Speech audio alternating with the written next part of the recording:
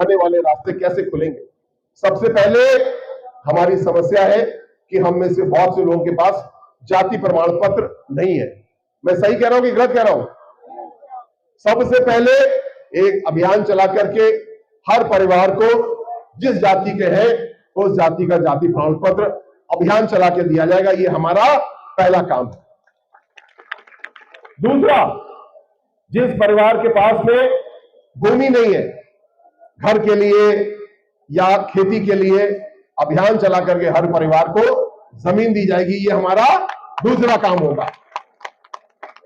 हमारा तीसरा काम होगा, जमीन देने के बाद में या जमीन अगर है पहले से तो प्रधानमंत्री आवास या मुख्यमंत्री आवास दिया जाए, जिससे कि हमारे रहने की व्यवस्था अच्छी हो। हम घुमंतु थे, लेकिन अब हम टिकना चाहते हैं, एक जगह रहना चाहते हैं, विकास की योजनाओं का लाभ लेना चाहते हैं। तो तीसरा काम हमारा ये होगा। हमको भी दिखाई नहीं पड़ेगा और पीछे भी दिखाई नहीं पड़ेगा, तो बात बेकार सी हो जाएगी।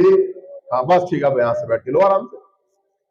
हम सब ऐसे पूर्वजों की औलाद है जिन्होंने भारत मां के सम्मान के लिए बहुत लंबी लड़ाई लड़ी, पीढ़ियों की लड़ाई लड़ी।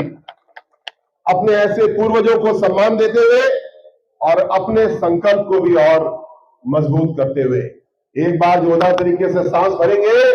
भारत माता की, भारत माता की, भारत माता की। बहुत बहुत धन्यवाद आपके इस संकल्प के लिए। और आज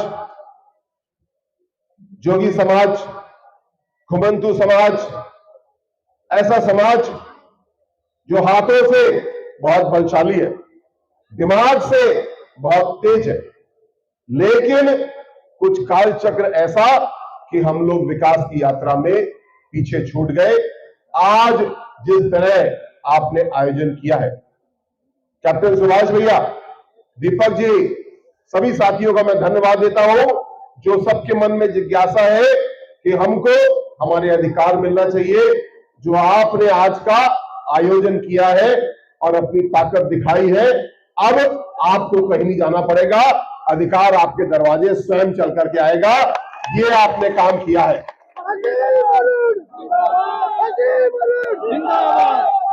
जो बाबा साहब डॉक्टर भीमराव अंबेडकर ने कहा था, शिक्षित बनो, संगठित बनो, संघर्ष करो, आपने शिक्षा का काम भी किया। संगठन आज सबके सामने है और संघर्ष का मतलब अब हिंसा या गोली चलाना नहीं है। संघर्ष का मतलब है अपनी बात को होशियारी से रखना, और जिसको आपने योगी जी के सामने होशियारी से रखा और योगी जी ने हम लोग को बहुत बड़ा आशीर्वाद दिया और हमारे लिए सारे दरवाजे खोल दिए। आज मैं चाहूंगा, हम लोग अपने आप को 12 समाज बोलते हैं, वैसे गिनती में और ज्यादा है, लेकिन 12 समाज हम बोलते हैं। लेकिन 12 समाज को अब एक होना पड़ेगा और मैं नारा लगाऊंगा, 12 समाज, आप बोलेंगे एक है। 12 समाज, 12 समाज, 12 समाज। जब हमारी एकता है तभी हम लोग की ताकत है और तभी हम आगे बढ़ भी पाएंगे। ये सब जानते हैं, इसके लिए हम लोग को काम करना है। और एकता का मतलब केवल 12 समाज की एकता नहीं, पूरे राष्ट्र की एकता। आज हमारे मंच पे सभी धर्म जाति के लोग बैठे हैं, सभा में भी सभी धर्म जाति के लोग बैठे हैं, और यही हमारे देश की ताकत है, यही हमको आगे लेकर के जाएगा। और अभी जो हम चर्चा सुन रहे थे, 150 वर्ष हम मना रहे हैं वंदे मातरम के। मैं चाहूंगा एक बार जोरदार तरीके से हम लोग इसका स्मरण भी करेंगे। मैं बोलूंगा वंदे मातरम, आप दोबारा बोलेंगे वंदे मातरम, वंदे मातरम, वंदे मातरम, वंदे मातरम, वंदे मातरम, वंदे मातरम, वंदे मातरम, वंदे मातरम। बहुत बहुत धन्यवाद। मैं बहुत आभारी हूँ प्यार सम्मान के लिए, हमारे बहुत ही लोकप्रिय कर्मठ विधायक आदरणीय प्रसन्न भैया के लिए। भाई साहब का जो नाम है वही व्यवहार है और वही वो हम सबको देते हैं, और हम लोग भी कोशिश करते हैं भाई साहब को प्रसन्न हम लोग करता है। भाई साहब, प्रसन्न भैया, आदरणीय विधायक जी, मैं चाहूंगा जोरदार तालियों से माननीय विधायक जी का हम सब स्वागत करें। प्रसन्न चौधरी जिंदाबाद, जिंदाबाद जिंदाबाद, प्रसन्न चौधरी जिंदाबाद, जिंदाबाद जिंदाबाद, प्रसन्न चौधरी जिंदाबाद। जिंदाबाद जिंदाबाद। आदरणीय बागपत के जिलाध्यक्ष मेरे साथ दिल्ली के बॉर्डर से मुझको लेकर के आ रहे मेरे बड़े भाई, हम सबके बड़े भाई वेदपाल जी भाई साहब, आपका बहुत बहुत आभार।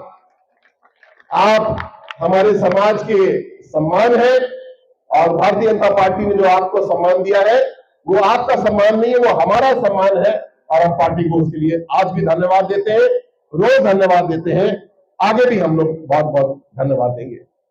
मेरे भाई, मेरे साथी, वर्दी के भी पुराने साथी कैप्टन सुभाष चंद्र जोगी जी भाई साहब, आपने जो काम किया है कैप्टन साहब, वो एक मानक बनेगा पूरे देश के लिए। कैसे अपने आप को हमें एकजुट करना है, कैसे अपनी बात को रखना है। और जैसे मैंने कहा, आपको अधिकार मांगने की जरूरत नहीं है, अधिकार तो आपके दरवाजे अब आएगा। जो आपने एकजुटता दिखाई है, अधिकार स्वयं आपके दरवाजे आएगा। एक बार चाहूंगा कैप्टन साहब का भी जोरदार नारा लगे, कैप्टन सुभाष चंद्र जोगी जी, तो जोर से, कैप्टन सुभाष चंद्र जोगी जी, कैप्टन सुभाष चंद्र जोगी जी। धन्यवाद, बहुत धन्यवाद। अब मैं पुलिस में नहीं हूं, लेकिन आपने मुझे विधायक बनाया, आपने मंत्री बना दिया, मेरी ताकत अब और बढ़ गई। अगर किसी के साथ भी कहीं पूरे उत्तर प्रदेश में गलत काम किसी पुलिस के थाने द्वारा हो रहा है, आप कैप्टन साहब को बताएंगे, दीपक भैया को बताएंगे, नेम सिंह भैया को बताएंगे, किसी को बताएंगे या सीधे मुझे बताएंगे, मैं आपको वादा करता हूं किसी को गलत तरीके से फंसने का मौका नहीं मिलेगा। अगर किसी ने कोई गलती की है, कानून से चलो, सबूत से चलो, लेकिन किसी को गलत फंसाने का काम हमारी सरकार न करती है और न मैं होने दूंगा। योगी जी का धन्यवाद भी, जो भी ये अभियान वाला काम होता था, योगी जी ने कहा बंद करो, ये कोई अभियान नहीं, जब पकड़ना तब पकड़ना, अभियान चला के किसी को बंद नहीं किया जाएगा। लेकिन फिर भी आपको किसी भी तरीके से कोई परेशान न करे, ये गारंटी देने के लिए मैं आपके बीच में आया हूं। कोई भी ऐसी बात होगी आप मुझे बताएंगे, मैं आपके साथ आज भी खड़ा हूं और हमेशा साथ खड़ा रहूंगा। ये वादा मैं करके आपके पास आज जाना चाहता हूं। जो आने वाले समय में हम लोग को अपनी ताकत बढ़ानी है, उसके लिए काम हमें कैसे करना है, जैसा कैप्टन साहब काम कर रहे हैं, मैं चाहूंगा कि हमारे सभी लोग कुमंतु समाज के अपनी ताकत बढ़ाने के लिए काम करें, अपने बच्चों की शिक्षा के लिए काम करें, अपनी शिक्षा के लिए भी हमेशा सीखने का दौर बढ़ता रहता है, कुछ ना कुछ काम होता है, वो हम लोग आगे करते रहे। और प्रधानमंत्री मोदी जी ने जो सबसे बड़ा काम किया, हम लोग को इज्जत देने का काम किया।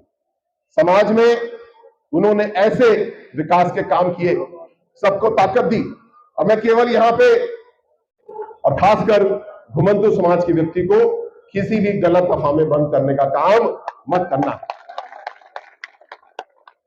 पुलिस में बहुत गंदी पद्धति चलती थी कि एक ऊपर से आदेश आया, अभियान चलेगा तमंचा पकड़ने का, कभी अभियान चलेगा दारू पकड़ने का, और किसको पकड़ा जाएगा? हमारे किसी गरीब साथी को पकड़ के बंद कर दिया जाएगा फर्जी तरीके से और आंकड़ा दिखा दिया जाएगा।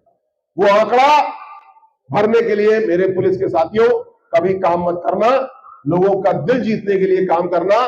जब मैं पुलिस में था तो मेरे जिले का आंकड़ा मैं बोलता था, मुझे पूरे प्रदेश का सबसे खराब आंकड़ा चल जाएगा। मैं इस बात को समझ